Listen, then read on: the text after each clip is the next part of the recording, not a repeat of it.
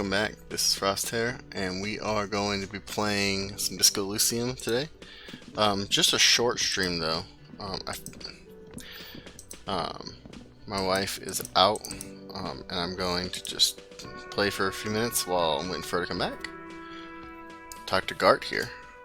So we're investigating, and we talked to Gart about something. The man with the unimpressive beard notices you approaching. He drops the ledger he was holding and turns to the lieutenant. Mr. Gart, right? You run this place. Kim glances into his little notebook. Yes. He responds tersely. I am Kim Kitsuragi from Precinct 57. This is an inter-district investigation, so joining me from Precinct 41...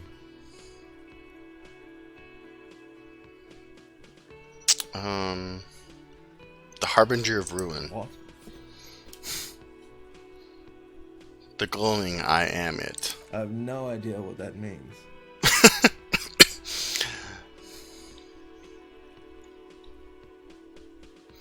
I have been to the Precipice, Cafeteria Manager. I have seen the end. Joke to you. Is this what you get when you call the police now? This guy? He's been waiting for a week here. Sir, I understand your concern, but we are here to do the job. And for us to do it, I need you to stay calm.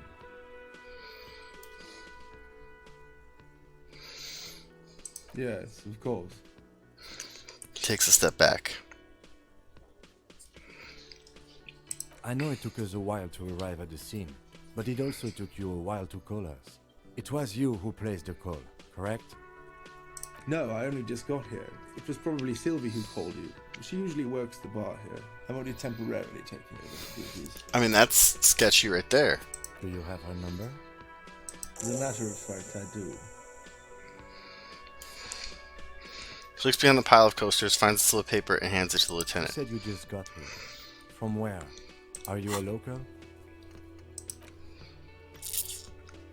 Call Sylvie using Kim's shortwave. Okay.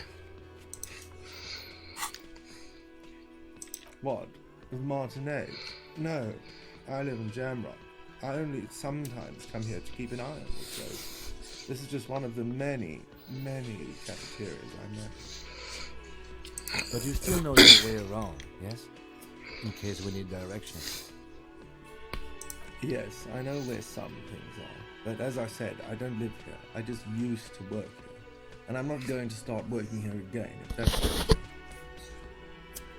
Oh, that's what I think, man. Detective? Right then, questions. I got this. His face expresses profound doubt in your having this.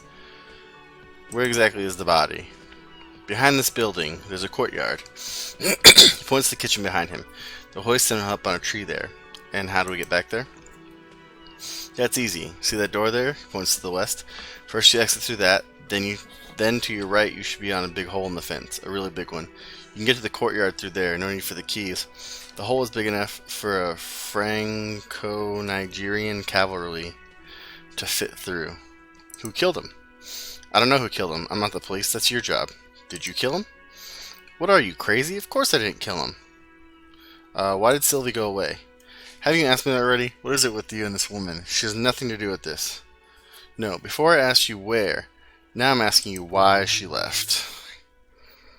Okay, you got me. She went away because of the dead body out back, and because I asked for her number. That's why Sylvie went away. I hope you appreciate that.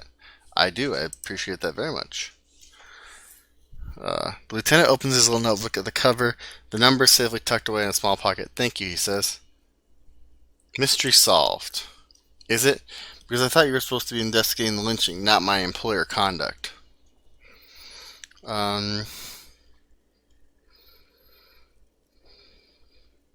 Everything has something to do with something. Good for you.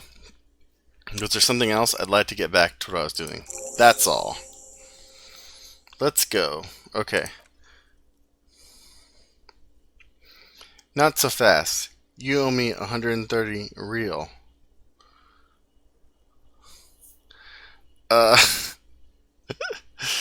Let's see. Do I have, one of my things that I have is Suave Fair. Can I not take off something? Oh, shit. Oh, look it. Experience points. I can see experience points there. So I need 15 more experience points. Fucking level up. Okay. Let's try it. Fuck it.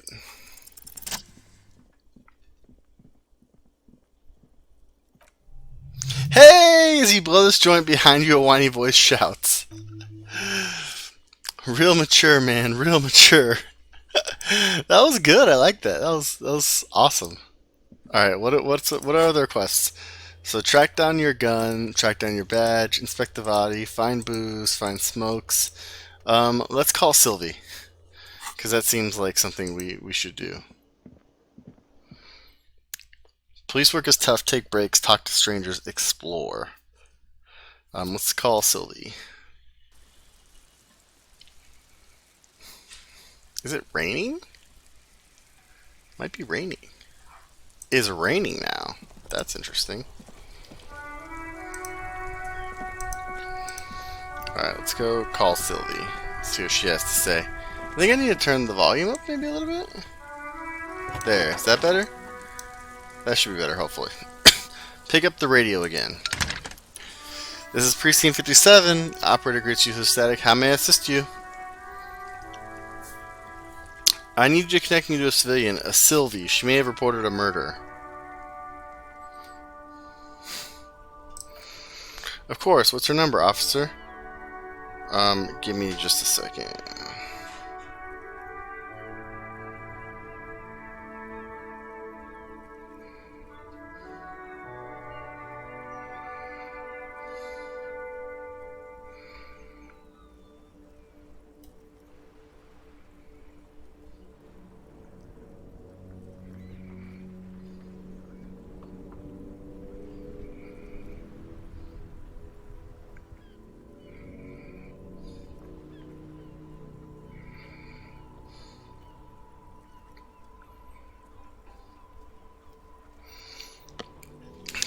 My wife's getting lunch, so I had to tell her what I wanted.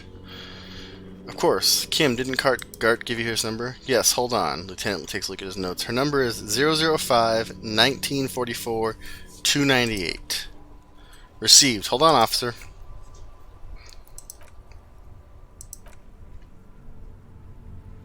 Start slapping a marching rhythm on your thighs. Give it a minute. She might be busy at the moment. Takes a bit to get to the phone. Officer, finally first, I have Sylvie Malika on the phone for you. Yes, hello? A female voice greets you through static. It sounds like she's a million miles away from here. Hello. Hello, this is the police calling. I have some questions for you about your last days at work.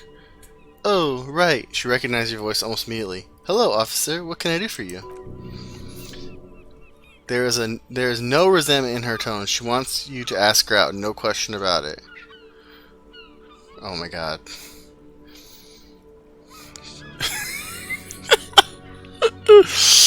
Oh, we're gonna have to ask her at some point in time. You quit your job at the Whirling. Why? You mean why did I leave the bar? You can hear her tense up on the other side. Honestly, I'm not really comfortable discussing that with you, sir. Why not?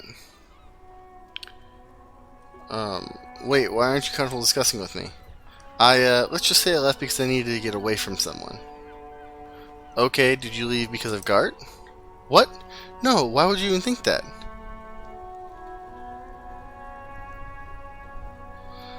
He told me he asked you out. Are you saying it didn't happen? Please, don't bring Gart into this. It's none of your business. Okay. Was it you who called the police? No, not me. Do you know who made the call? No, sorry, I don't. She clears her throat. Not a lot of people have phones around there. Copper thieves take out the wires. Okay. People don't have money to have cables put in again. They use the Union's phone or the one on the coast. So the Union has a phone. There's one further down the coast. Got it. Knowledge. It was someone else. The lieutenant makes a note. We'll find them sooner or later, officer. It just might take a while. But why didn't you call? No, we'll go next question. We don't need to push her. Have you seen my badge? Yes, I know who you are. You're a police officer. The law. These exact conversations happened before. Establishing authority before this young girl seems to have been important to you in the past. Don't go there again.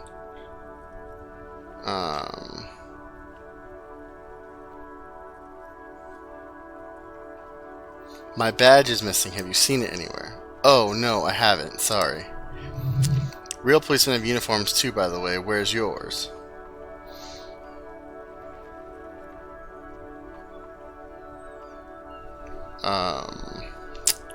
Not my uniform too. God, I should look into that.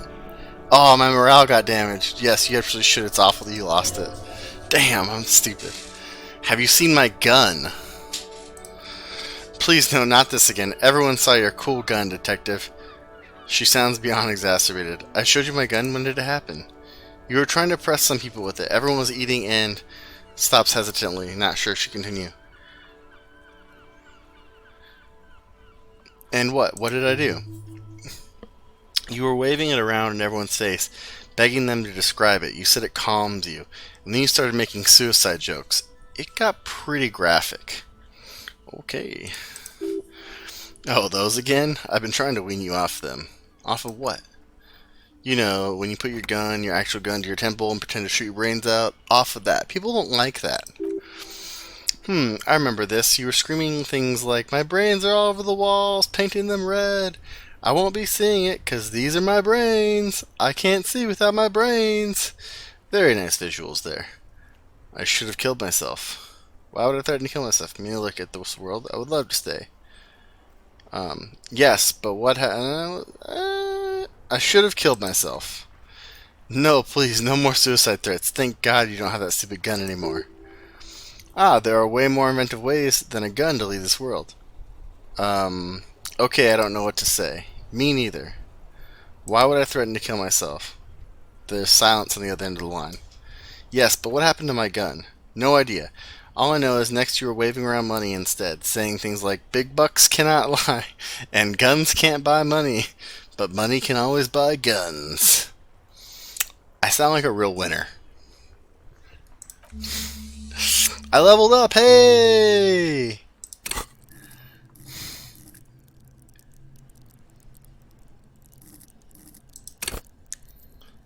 What should I level? I wanted visual calculus last time, right? So let's level up visual calculus. Accept changes in clothes. Good. Have you seen my policeman uniform? Uniform? I never saw you in any uniform. You had your things on. The disco things. Okay. Hey, do you want to grab a cup of coffee with me sometime? No, absolutely not. Okay.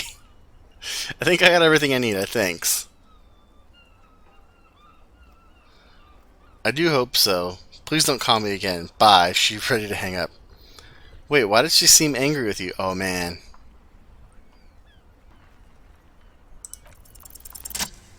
Hey! Yes, you've obviously done something to upset her at the whirling in rags when she was still working there. Wait, before you go, you're mad at me, right? Tell me what I did. I can't remember anything. I'm not mad. It's just the static size. You were so drunk and so emotional all the time, and then the skua thing happened. It just made me want to quit. Oh, she did. What skua thing? The stuffed bird, the great skua? You threw it against the wall while screaming, fuck that bird, and laughing like a maniac. I think you said it had been giving you shit ever since you got there. Bitch bird got what was coming to her. Okay, officer, as if she's moving away from the speaker. So you're telling me I was the one who made you want to quit? Yes, obviously. You were the worst client I've ever seen, and I've seen so many assholes in that place. I had sailors fighting, union guys grabbing my ass, kids stealing booze. Once a guy was glued to the karaoke machine every night for 2 months, but you... Go on, I want to know what I did. Well, you were worse than all of them. Honestly, you were getting borderline aggressive. Even about little things, like not turning down the volume at 3 a.m. I even liked one of those songs you kept listening to on repeat. No more, I hate it now. Hold on, which song? We Go On by the O.O., she sighs. I can't listen to it anymore. You've turned it into a parody. Sorry about the song. To hell with that song. Then there was your room, your project, an experiment to see how bad it can get in there. Oh, jeez. I tried to send the cleaner, but you wouldn't let me. Threatened to make me understand. I had no idea what you meant, and I don't want to know. And then you scream something about how you're actually a really cool guy and no one understands it. One of the coolest guys there is. The coolest guy in Jamrock. Something about disco, too. That's it. I'm sorry. And then I had to deal with your toilet, the one you clogged with police documents, causing water damage downstairs in the kitchen. Ooh. I won't even mention you waving your gun around, harassing customers, threatening to sing karaoke, threatening to kill yourself. Wait, police documents? The ones I had to wrench out of your toilet. What happened to them? Damn it, I don't remember what I did to your damn papers. I don't remember every little thing I do. Resentment gives way to concern in her voice. Especially when there's a hurricane loose. It's your fault for losing them, not mine. Something in you wants to immediately forget about this, as if there was a reason you threw them away. Okay, I get it. I wasn't a very good tenant. No, you really weren't. You simply were the worst. You were simply the worst.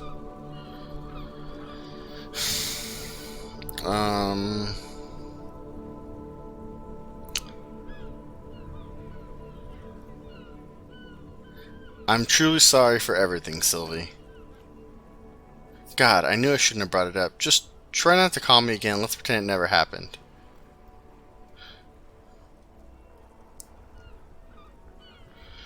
But right when I spoke to Gart, it seemed like he thought you left because of him. Wait, really? No, this is absolutely not true. I like Gart, I really do. Didn't he cross the line when he asked you out? No, I was actually flattered. I've always liked him. It was just bad timing with the corpse and all. There's a pause. You can almost see her on the other side, the telephone cord coiled around her index. I didn't know what to say to him didn't know what to say to him later. Then you came and destroyed the place, so I left without explaining. Maybe I should have told him. I can tell him. Okay, but please don't mess it up. Please don't take out your gun or something. Okay, you can talk to Gart. That's fine. What else did I sing besides the oh? I'm looking for a song. Oh, all sorts of things. Some disco, rock too. So much disco and rock. So much disco and rock. Maybe you can help me identify this one particular song. Which one would that be? One that was really sad. Sad? I think the one you mean is The Smallest Church in St. Sains. Butchered that right up. Her voice carries a deep tone of disappointment. Interesting. You still have to find it, however. Right. Thank you for talking to me. Take care. You hear a sigh of relief on the other end of the radio. Wordless. The call breaks. Then another familiar voice. Anything I can help with? Ignore Alice and press the button labeled saved. As always, it's DJ Mesh and Flacio, and you're listening to Speed Freaks FM, bringing you the hottest, the nastiest, the most vulgar. Right away, the lieutenant reaches into the cabin and turns off the radio. He's not looking at you as he says, "Someone must have been messing with my radio, or maybe it picked up a random frequency. You wanted the prime line, right?" Speed Freaks FM, huh? Oh, is that what it's called? He's trying real hard to act surprised. Right, you don't want to get into this, no problem. Nothing to get into, really. But sure, let's focus on the important things. He pats the motor carriage. I'm done with the radio now. 57th, over and out. Her voice disappears into a void. Alright, so let's leave. Let's go talk to Gart again. And then I guess we'll... I mean, can I like zoom... Oh, I can zoom out. Nice. Ooh, there's a guy over there, too. I haven't talked to him.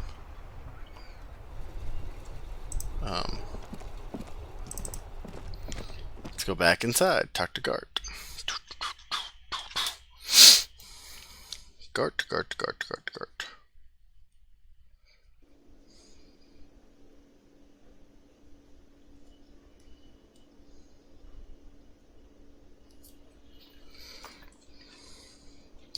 Zoom in, zoom out. Alright, let's go talk to the Gart. Ooh. Real mature, man. What exactly were you trying to accomplish? A new You do task. understand you still owe me money, right? Sure. Damn, your feet thought we got away. I'm sorry, I know it was irresponsible. Hold on, what is this money anyway? What are you, brain damage? Since I woke up, I've been having trouble remembering even the most basic concepts of reality. Money is what grown people use to pay for things. Things like this hostel room, or, he peeks in the ledger, 8 bottles of potent blend and 9 packs of Royal Extra. We use it for everything, really. Proceed to show him the coins you found. No, I might need that later. Where can I get money? Are you serious? From your work? I don't know. You can take bribes, I guess. Looks at Kim. I'm sorry. I don't think cops take bribes. Some do take recompense. The lieutenant is dead serious. But only to survive. Why do I need it? For survival. To pay me. Unless you want to become a hobo. Do you want to become a hobo? There's nothing else. There's nowhere else to stay in Martinez. And it's a cold spring outside. Money doesn't make you happy, but it lets you be unhappy for a bit more. If you run out of money, you die. It's like that for all of us. Me too. That's why I need you to pay me. He stops and says, mostly to himself, I'm not an asshole. We'll show him the money, fine. Yes, it is. Count them and give them to him. That's 10 plus 10 plus 20 equals 40. But now I'm down by 40, right? No, you see, there's a tinge of sadness in his voice. That's 40 cents. Cents are a form of currency 100 times smaller than the real. I'm not even going to take this. Come back when you have 130 real. But that's horrible. It is. He stands silently looking at the coins on the counter. Isn't it evil, the order of magnitude between what is asked of a person and what they have? Darkness rides. It does, doesn't it? There's a shuffle of nylon as Lieutenant Kitsuragi looks for something in the pockets of his worn bomber. That's Cop 4. I've offered to pay because I don't have any money either. I haven't offered to pay because I don't have any money either. Don't I get something for effort? You know what? The stupid drinks you've had are on the house. You know why? Because I know you can't pay for them, not because you ran away. He crosses his arms. Now, I still have to charge you for 3 nights in the broken window. That's 100 square. So we're cool? Not entirely cool. You still owe me 100 real. Real? If you don't have it by tonight, I can't let you back up there. He points upstairs towards your room. Now, what the hell do you want? I assume you wanted something to come back here?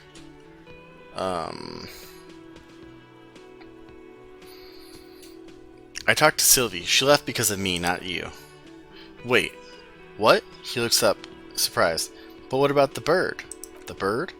Yes, the bird. I found it lying on the floor with a broken wing the morning she left. She didn't break it. I threw it against the wall. You broke the skua? His face is flushed with emotions. A rash covers his neck. I assure you, it was him. Why on earth did you have to break the skua? It's a mystery. I can't believe it. I was so sure it was Sylvie. Even worse, I thought she was trying to send me a message. A symbol of hope and all. A tender type of hope. Something stirs in you. Perhaps this is why you broke it. Alright. He calms himself. Did she say anything else about me, you know? Did she say anything about me? She said she was flattered. It was just bad timing. Really? The man doesn't know what to say. He wipes his brow and stares at the counter. I should give her a call then. Hey! I need a drink. Can you pour me one? Do I have a shaker in my hand? Is this... He points to his empty hand. Is this a shaker? What a dick.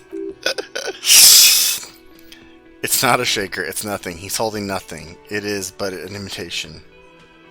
No, there's nothing there. Am I wearing a little bow tie? Am I wearing a bow tie and doing this? He shakes the imaginary shaker furiously. Am I smiling? Do you see me smiling and shaking my little shaker? No. Do you know why? Because you're not a bartender? That's right. I'm the cafeteria manager. He calms his breath. I'm glad we cleared that. Is there anything else? Play it calm. This man needs to understand you need a drink to help the community deal with police stuff.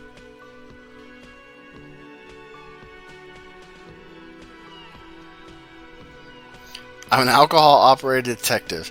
If you want me to clean up the dead body and solve the case, then you need to insert alcohol in my mouth.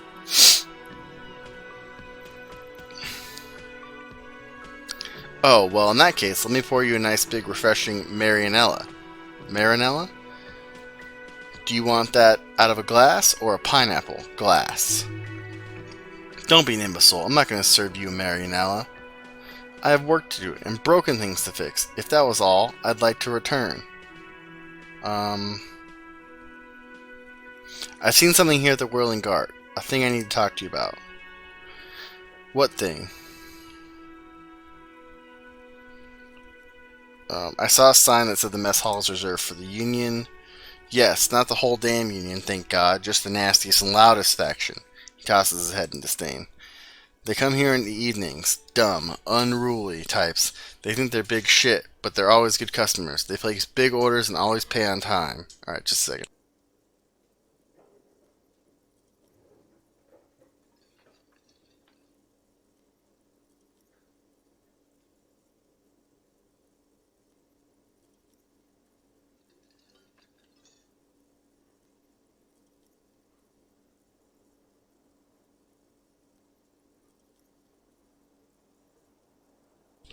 Okay, we gotta finish this conversation.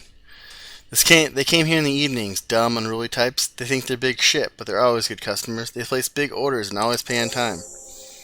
Find out who is in the Union box. He gives you a meaningful nod. We should find out who this loud faction is occupying the booth. Loudness means talkative, and we need info. How do we find them? We don't. We have to wait. They'll show up sooner or later. He looks toward the booth. Men are hungry, even striking men. If not today, they'll be here tomorrow. These are the things called days. You sleep between them. He's just saying they'll come after you've slept. Just making clear you got that. Guard, I saw a sign that I shouldn't go in the kitchen. Why can't I go in the kitchen? What are you, a cook now? That's none of your business. Maybe I am a cook. You're not. You're a menace. He gets a hold of himself. Fine. Okay, the kitchen is closed until 1300 because the real cook is working. If you can snoop around after that if you must. Okay. I saw another thing? No, nothing else. By the way, I'm going to sing karaoke here. Absolutely out of the question. Absolutely is in the question. In the question. First we find a sad banger. Then we sing this place to shit. Your body is ready, sire. Okay. Goodbye. Let's see what this says. By the way, where is home? The address is coming up blank, and this place sure isn't it. I have no idea. But you've been at this hostel cafeteria for only 3 nights. Where were you before? You had to be somewhere. Up on Marvel Hill. Why did you say that? The name must have some meaning to me. The old thesaurus comes up empty. Maybe you should ask the lieutenant. Lieutenant Kitsuragi, do you know a place called Marvel Hill? No, he thinks for a moment. But isn't that an expression, not a place? An expression? A saying, up on Marvel Hill. A great high place, one that's impossible to climb back to. Can I trace the way back somehow to the exact street, to the exact number on a building? You can try. Ooh, I gained a thought. You can try. Run some addresses in your head when you get time. Maybe a street or apartment will appear. So what is this? This is a thought. I have to internalize. Okay, I gotta stop.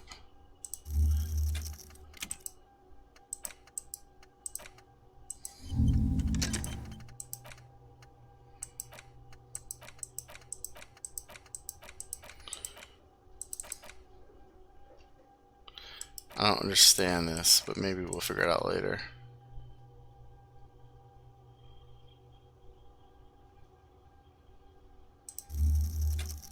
Okay. We'll figure it out later. We have to pay for damages, so we have to find some money, and we also have to find out who's in the Union box. This doesn't open until 1300, and I think the Union thing doesn't open until 1600, I think is what it said. So, let's go ahead and jump right back into this.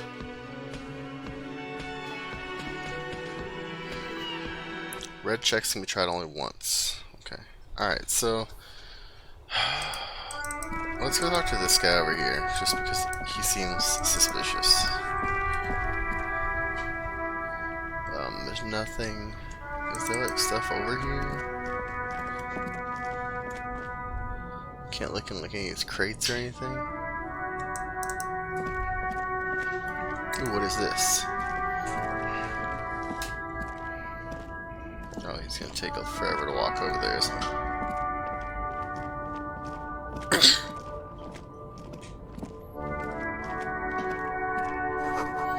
A bold slogan, Humanox, covers the truck. Ooh, what is this?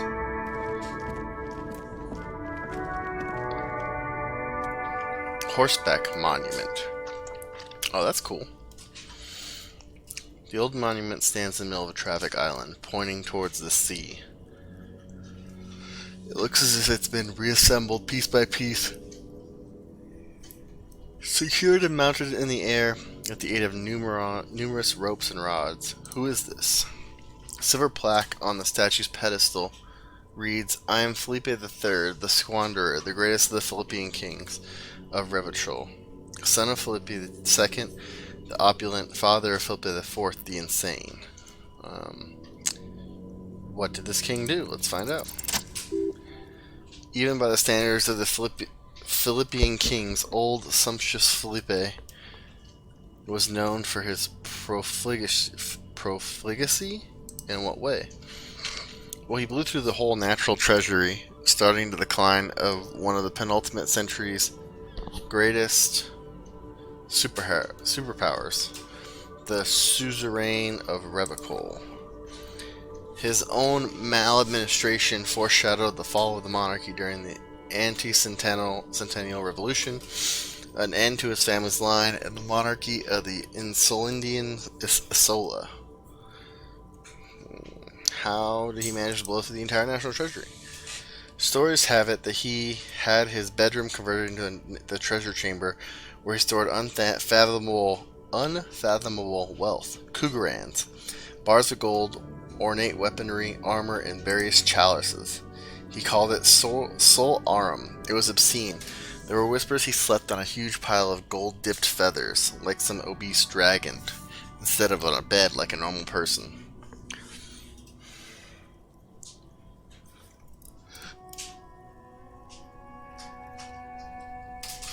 I would like to sleep on gold, hustler style. But wait, you haven't even heard about his fabled cocaine addiction. The what now? You see, old Felipe wasn't just good at squandering the national treasury on gold and ceremonial weaponry. He was also a prodigious snorter of nose candy. Not just any nose candy, though. We're talking Royal Philippian Blow, allegedly twice as potent as the stuff you find nowadays, and purple Philippian cocaine. And purple. Philippian cocaine was purple.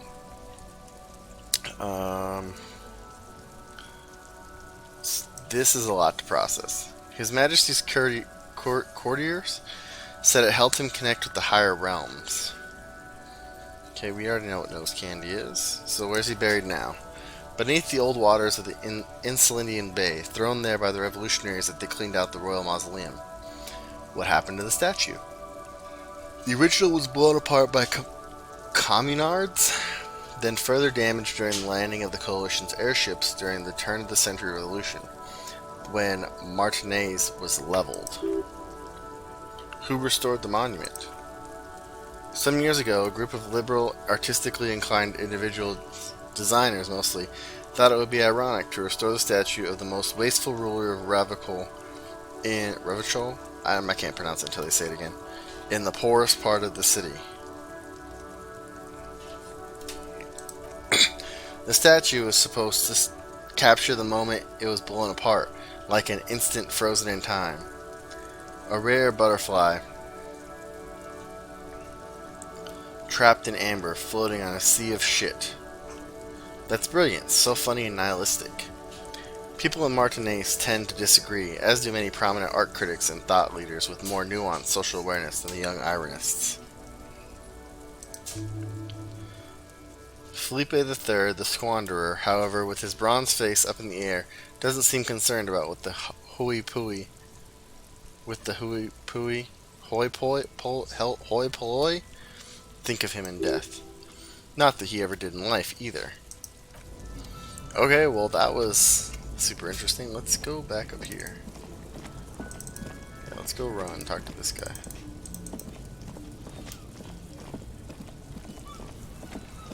Let's see what he has to say.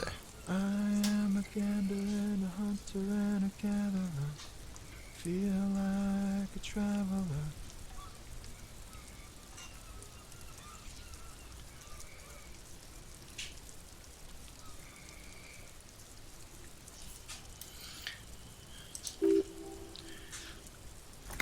The man mutters to himself, ascending the beats as he goes. A simple little cadence he seems to be making up as he goes. Let's keep listening. Hey there.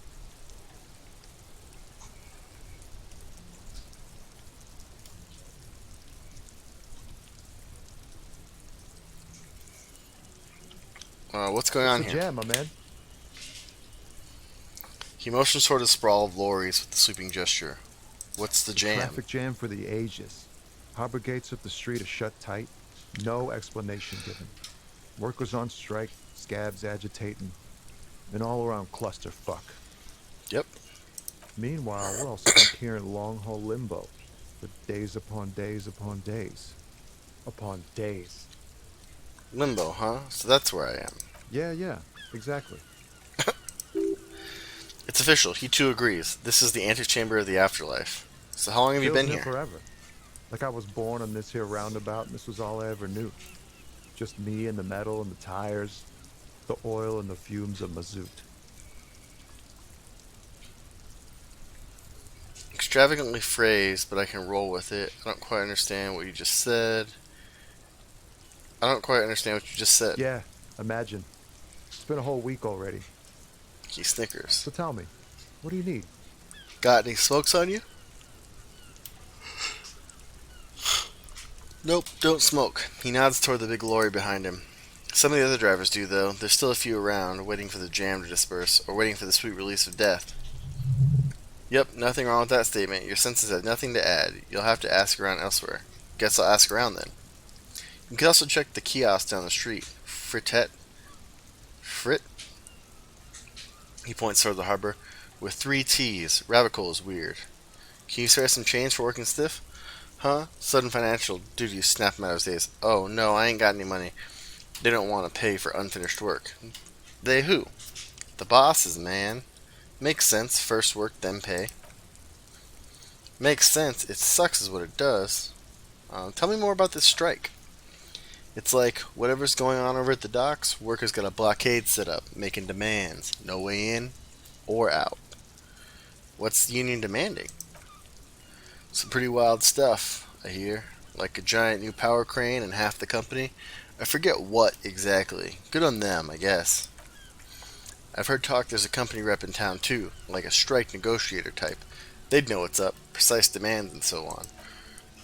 Ah yes, from the Wild Pines. He takes a note. We'll meet her soon enough, I'm sure. Anything else I should know? Anything else? He thinks.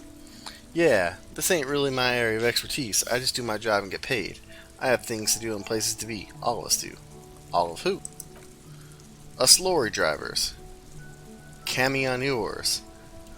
A few still hang around here waiting for this mess to end. Most have scurried off somewhere to get drunk or high or laid. He smiles awkwardly. Not that I blame them, really. Not you? Not my thing. Chasing transient pleasures is a drag these days. I prefer the examined life now. Thinking, reflecting, observing. He glances down the road toward the horizon, a glint of something in his eyes. What's better than chasing transient pleasures? The more transient, the better. Then, when one's ended, you can get on to the next one. Know anything about the dead man? The one hanging behind the hostel there? He ain't one of us drivers, I know that. All accounted for. Otherwise, I haven't really asked about it. Been wasting time here, keeping busy. It's easy to see he's telling the truth. He's kept his nose out of the dark stuff. Alright, never mind then. What are you hauling anyway? Oh, high-grade narcotics, illegal firearms, stuff like that. Relax, he's merely joking. Wicked, I've always wanted a friend in the underworld. Ha, no, I'm joking, my man. He grims. FALN runs a nice, clean business. This haul of cargo is mostly sporting goods. You know, tracksuits and that kind of thing. They usually get shipped to Grad in the Occident, though we've been making headway in the Ilmaren market lately. Can I get one of those FALN tracksuits you're hauling? We're pals and all, but I can't just freely hand out the merchandise. My boss won't be happy. Right, I had another question. I'm good for now. Good talk. Don't be a stranger. Oh, well, I mean, he seems nice. We like him so far. There's a point over here, and then we'll go check out the body, I promise. We've been avoiding this body for too long. Oh, there's two guys in there. Some great tectonic force has cracked the pavement like an eggshell. Ooh, there's a bench. What's the bench? The bench.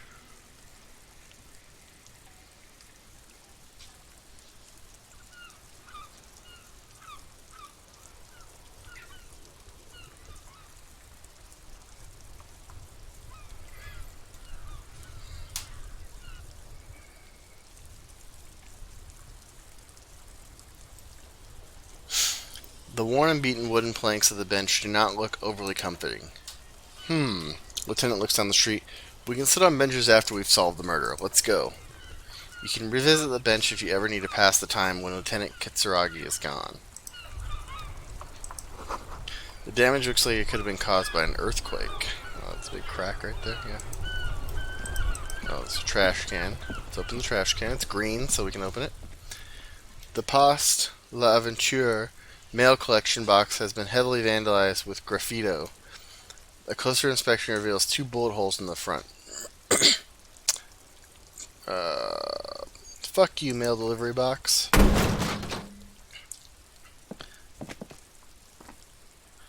There's a hollow statin ring as you kick the mail collection box. It sounds betrayed, disbelief even. I hurt myself, damn. Your toe has suffered damage, it hurts. Cool, you really showed that mail collection box. We need to use one of these actually. There, heal him morale.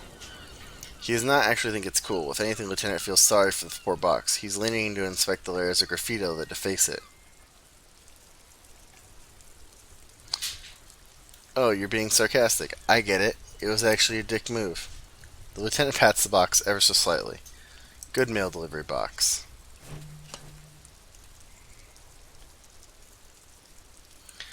The mail collection box has no faith in your psychopathic manipulations. Okay then. Alright, let's check this out and then we'll go in the backyard. Is that? I can go in that door too and talk to the lady. There are bottles inside. You can pick them up if you had a bag. I kind of want to go over here now. What is that? There's so much stuff to do. The book has a rose, a pistol, and half-naked dame on its cover. The book appears to be erotica, but without actual erotica. On the cover stands a very muscular man surrounded by flames.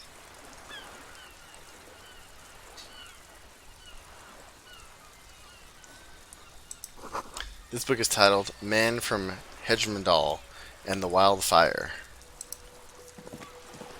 Oh, these are just books, so I can see all the books. This book is about pate. Better watch your mouth around me, boy. Oh, there's someone fighting down there. This book, you don't really understand what it's about, nor does it seem important. A book about boyadero culture. It promotes freedom and roaming upstream. A book about the future. The government reads your mind using radio technology.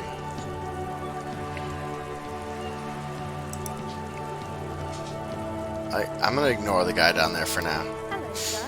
Step right in. The store is open. A young girl with chubby red cheeks waves at you, smiling. Her nose is also red from the cold. I am the law. She stamps her feet to feel warmer. Are you interested in a new and exciting book? What kind of store is this anyway? It's a bookstore, sir. We sell books, postcards, and some board games. It's called Crime, Romance, and Biographies of Famous People. That's a very long bookstore name. Whoa, whoa, whoa! Hold your horses, little girl. Don't be ridiculous. I know all these things. You're fooling nobody. Don't you sass me. Sir, are you okay? You've been standing here silently for a while now. Is it okay if I ask you some Okay, questions? sir, I'll try to answer any questions you have. I hope they're about books. What is your name? My name is Annette, sir. My mom, her name is Placence. She owns the store. She's inside minding the register, or organizing the stock. The girl gazes at the window, then suddenly jolts, her eyes wide, as if recalling something. Feel free to step in and browse our wares. And you're standing out here in the cold because... I'm signaling that the store is open. She nods eagerly. Otherwise, people might not know. They'd miss out on the crime, romance, and biographies of the famous people.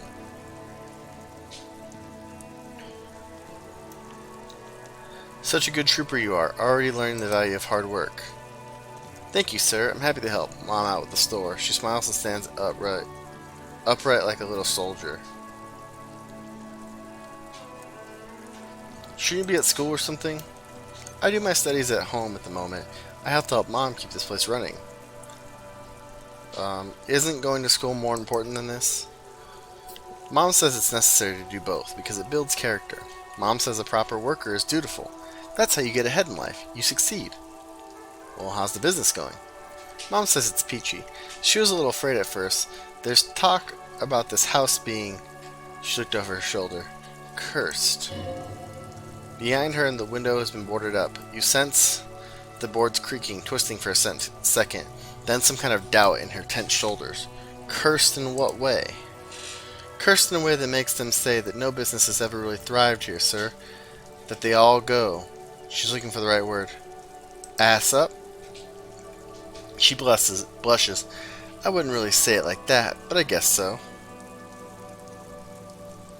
This sounds rather serious. I should probably look into this. Narrow your eyes and look through the creaking boards on the window.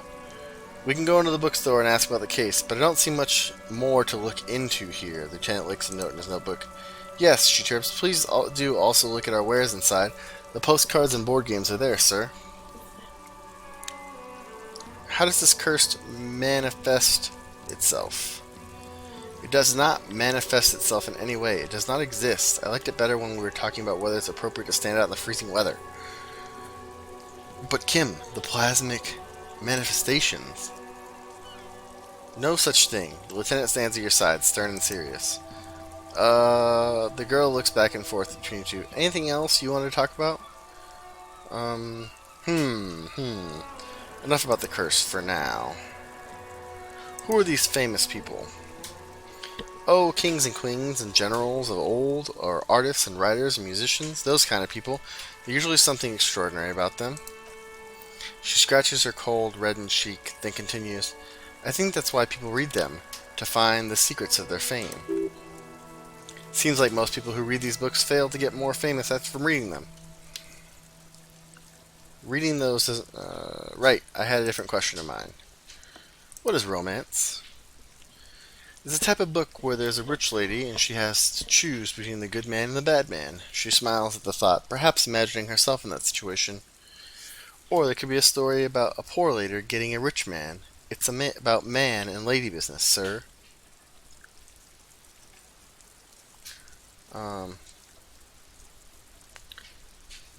What about a poor man getting a rich lady? It happens, but usually the guy gets rich in the process, or should actually be rich himself, but has lost his family prosperity unjustly, like during the revolution or something. I see. What about when both men are bad? These are not very common. You can't have a choice between bad and bad. Nobody wants to read a story like that. What if it's written really well? Well, maybe then it's fine. Maybe if the lady decides not to pick either because she doesn't need a bad man, yes, that would be interesting. Okay. What about a book where the man and lady business doesn't work out at all? I haven't read many of those. Maybe you should ask Mom. Yeah. You think she has the one about an excruciatingly painful breakup? I don't think that's a romance story if the main characters break up, though. She pauses, trying to figure out the appropriate answer. No, think about it. One where they plunge into a torrid spiral of pain and recrimination. Only it's really long and drawn out. And scarred for life. Phantom limb. No? I don't know. She looks at you with puzzlement. Doesn't ring a bell? Alright, I'll ask your mom. Yes, she nods, relieved. She knows books, definitely. What was that? An idea for an unfinished novel stuck somewhere in your forebrain? Later, when you get the chance, you should address these issues by getting drunk. That'll show them. That's enough romance for me. What about the crime business? Crime fiction is about murderers or burglaries, or things like that, and the work of a policeman or a private detective who's trying to solve a crime and catch the criminals. Okay, I get it. Crime, murder gets people going. She tots, and it's kind of like a puzzle too. You can guess who the criminal is or how the good guys are going to catch him. I'm a policeman by myself. Myself, by the way. The law, as I said. You don't look much like a policeman. She examines you, as if to find something policeman-like. Huh, well what does a cop look like then? Didn't mean to offend, sir. Sorry, sir. It's just that you don't look like Dick Mullen. This Dick Mullen guy, man. She points to a book cover on which you see a strapping Vespertime officer. He stands grimly over the body of a dead woman.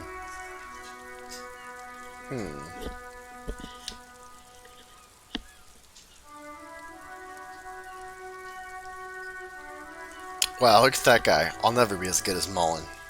Don't say that. He's not even real. You're real.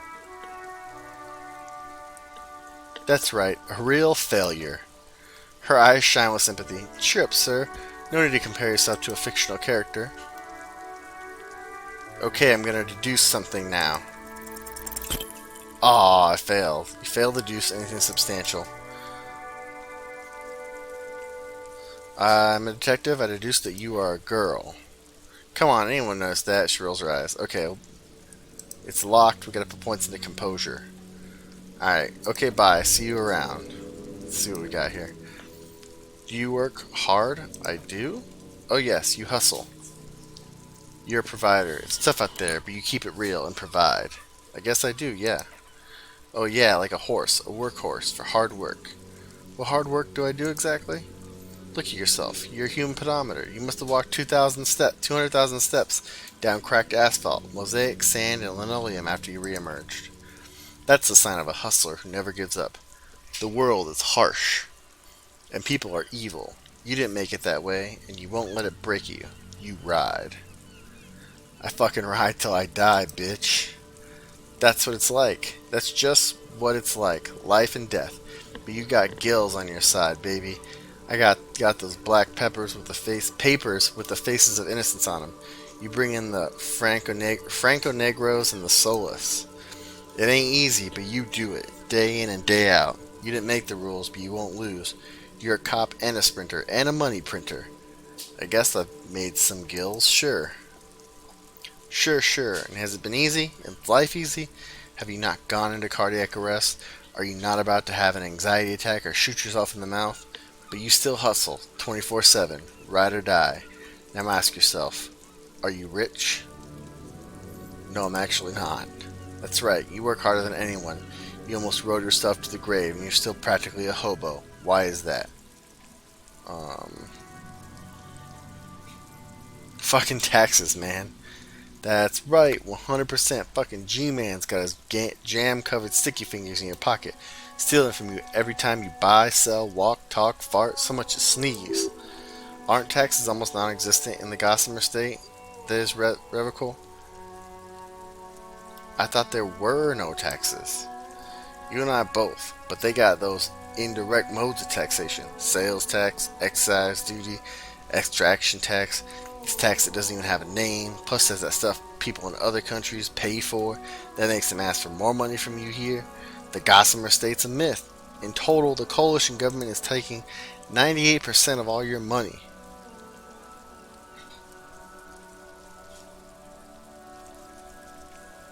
No fucking way. I guess I'm a free market fundamentalist now. Let's go.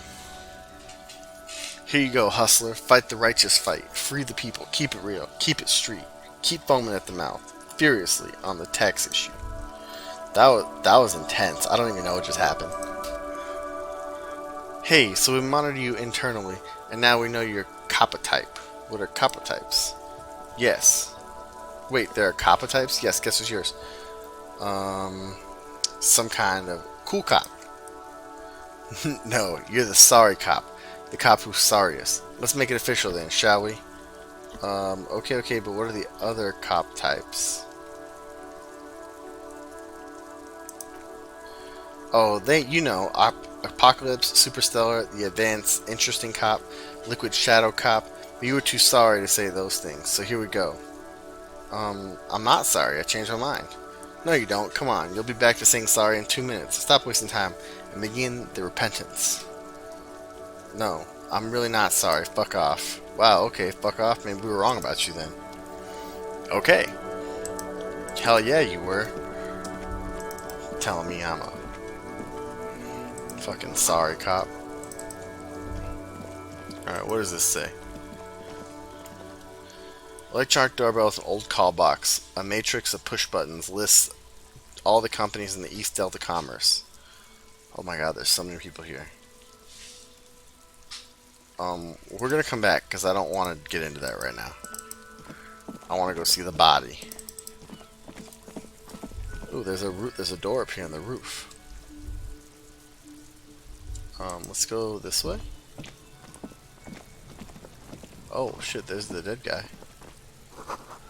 The letter R wears a crown. On the ribbon below, a light above descending. Okay, well, let's check this stuff first. Yeah, Kuno, fuck him up.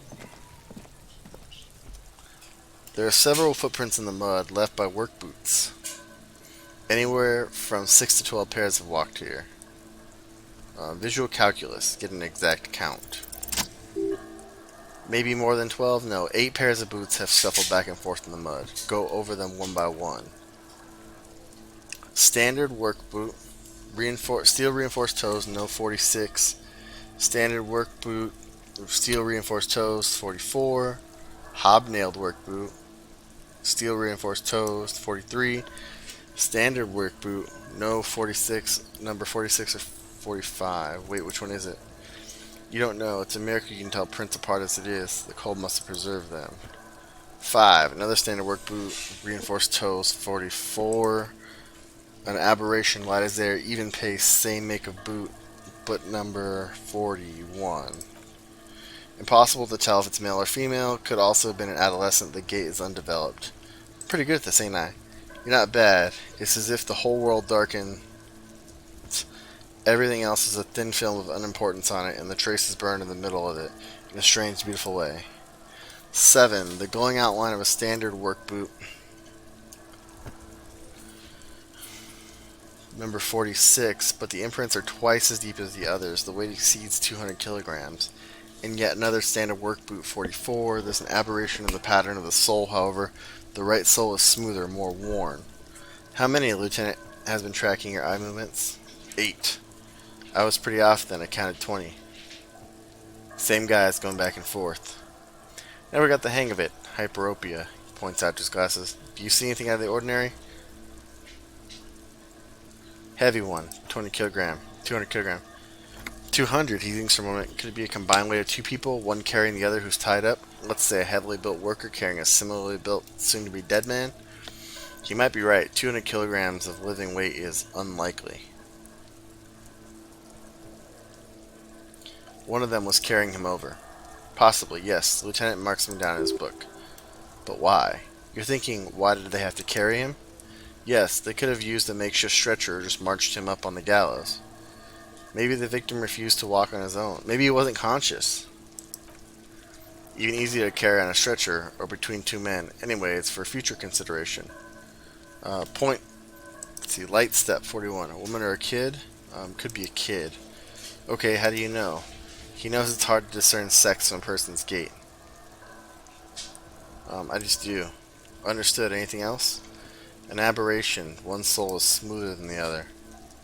Interesting. Let's name it the odd sole. Do you have any ideas, Lieutenant? Someone operating a workbench with a pedal, like a joiner at the harbor. He thinks for a second. Or maybe a drummer. A drummer? That's stupid. So one of the people we're looking for is a drummer. No, it's not. Forget I said it. We're not looking for a drummer. He raises his index finger. Perhaps it could be a driver. A driver would wear out their right shoe before their left. The accelerator is on the right. I was actually thinking the same exact thing. He doesn't seem to hear you. Looking south toward the traffic jam instead. The machines are silent. The engines are all turned off. We should keep our eyes open around the traffic jam. See whether anyone strikes out as a potential suspect. Seems prudent, no? Yes, prudent. How old do you think these tracks are? A week maybe? 7 days for the time frame provided to us by the caller who reported the hanging. It's not impossible. How do you know? I pulled last week's forecast for coastal Revical. 7 days below freezing. The day before the day of his hanging was the last warm day. Correct again. Sub-zero temperatures would preserve the tracks in a good state. The commotion here could have taken place a week ago. What do you think happened here? What do I think? A mob of people brought something heavy to the tree. One of them was carrying the victim. They shuffled around, especially under the tree. Then, after hoisting him up, they stood in a semicircle facing his direction. At first glance, this appears to be a lynching. Indeed, they all stood in a row here and looked at the tree. Yes, everything fits well. Carried him over, hoisted him up, watched him hang. This is easy. I think we have a firm understanding of what happened here. The lieutenant's eyes grow narrow. He's thinking to himself. Either way, he concludes, what else? We've been through all of it. Alright, smells like spoiled meat and curdled dairy. A human being decomposes. This kid's ladder is rickety but still climbable. The ladder's for kids, it wouldn't hold the weight of a grown man. Someone is trying to grow herbs in their greenhouse. Alright. Alright, so I gotta go. But we will save, and that'll be it for today. And hopefully we will see this again later on. I'm liking it. We're going to cut the body down next episode. So thanks for watching. I'll see you next time. Bye.